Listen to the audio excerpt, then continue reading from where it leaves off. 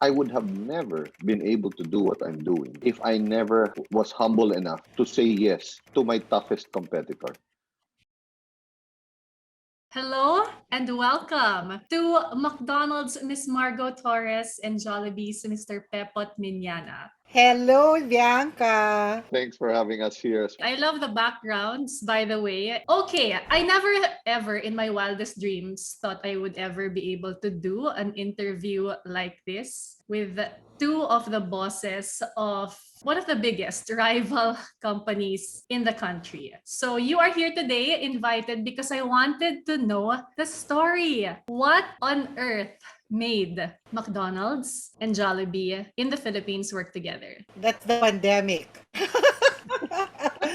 I never thought also that I'd get to work closely with Pepot. In my 17 years with McDonald's, I've heard a lot about Pepot since he was running the north of the Philippines for Jollibee until he moved to North America and opened stores there. So his name was a big name in McDonald's because we knew, this guy really knew his stuff and he's really good with operations. So Pepot, you're also a legend in McDonald's. Jeez. But we never ever met until, strangely, because of this COVID crisis. I've been with Jollibee since 93. Ever since Margot's been with McDonald's, her name is also right up there talaga. As the marketing head. How come, McDonald's is just this strong, really? And I have to really give it to Margot.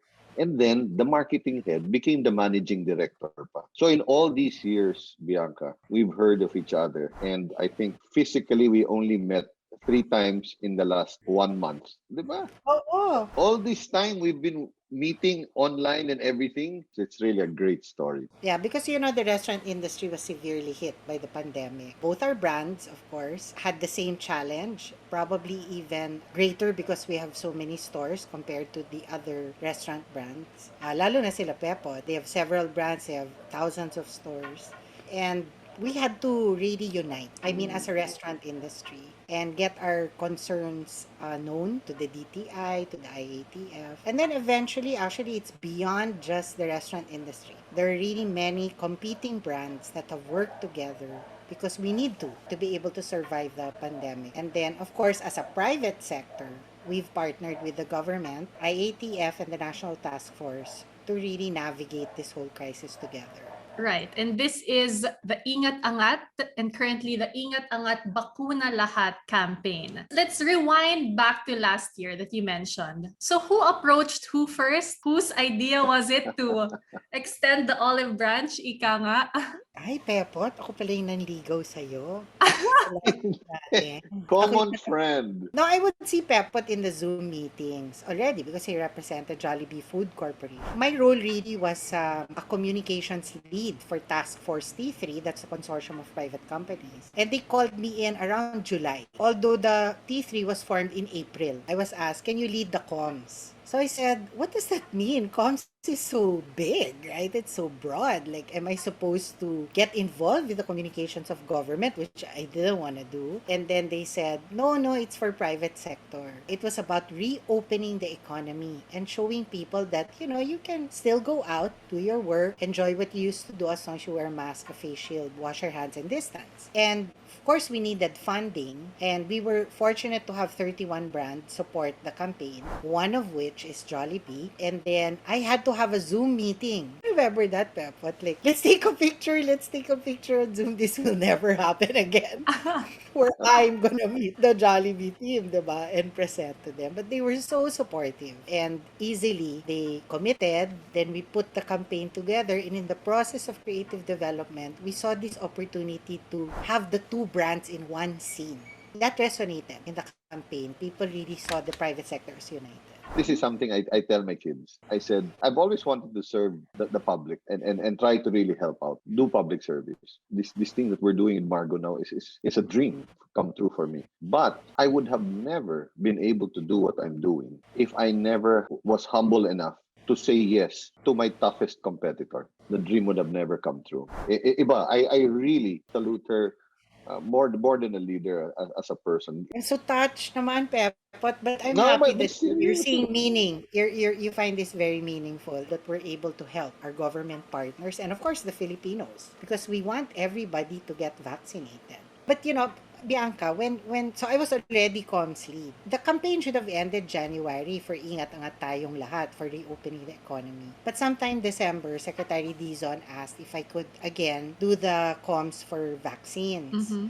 So, comms lang naman eh. I mean, I haven't done marketing actually in 5 years because I'm in a new role. But, those are my roots. Sige, vaccines. I mean, how difficult can that be, right? Or at least that's what I thought.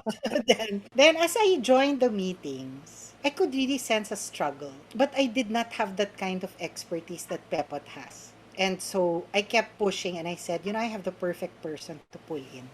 He is an operations expert. He knows this. Because there's so much parallelism between the vaccination rollout and the fast food business. Pepot had a very, very long message, and he was telling the vaccine consortium in the private sector that, there's similarities. Like, it's a perishable good, it has an expiration, and our bonds actually expire faster than a vaccine. And you need to distribute that to multiple points. In Jollibee's case, that's thousands of stores nationwide. And then you need to serve that good safely to as many customers as possible. And that's exactly what they need to do at the vaccination center. So I thought, I don't have as deep operations experience as Pepot had.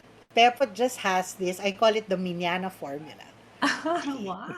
You should copyright him. And he put together a model that is really scalable per local government unit. And that model tells you this is your target. In this case, it's not how many Chicken Joy that they'll sell or how many Big Mac. It's how many jobs, how much registration you need. And he put the whole model so clearly together and he explained it so well that I started to light up. He injected hope from Secretary Galvez to Secretary Dizon to the cabinet, to each of the mayors, to Chairman Abalos of MMDA. And they've started to call Pepot and ask him to lecture and teach them how to use the simulation model. That's why you're starting to see the job rates come out. Definitely. So that we can really move forward. I mean, so that's important. For you both as leaders, what has this past year of this global pandemic taught you that you think you'll take with you for a long time? Mine is really humility. I'll just repeat what I said earlier. I wouldn't have the chance of being in this dream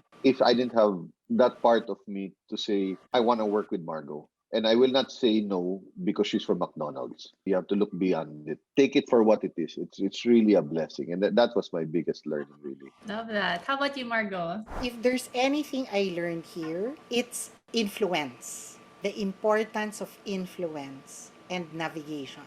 Because we need to do that. That's why we united with our fiercest competitor and then the rest of the restaurant industry and the rest of the private sector. There is a certain element of navigation needed, to be able to influence the right individuals. We all really believe in moving forward for the Philippines. It's not just health, of course, it's also economy because people have lost their jobs and because Pepot and I are also in Zero Hunger. We also know that a lot of Filipinos have gone hungry because of the pandemic. So they're all connected. Eh. And one, you're alone. Your voice is so soft that you're not able to really make that impact and you're not heard. And that's why we really have to unite. You have to set also some of your own company's interest aside for the greater good. She's sounding very like parang it's the first time, but I'm not joking. She just gracefully goes through it. Really, like she's done it a billion times. You're put in this role for a reason, Margot. It's fantastic. Wow, And likewise grabe. with Pepot. So I'm so proud of my recruit. Eh. My supply chain expert. Oh my God.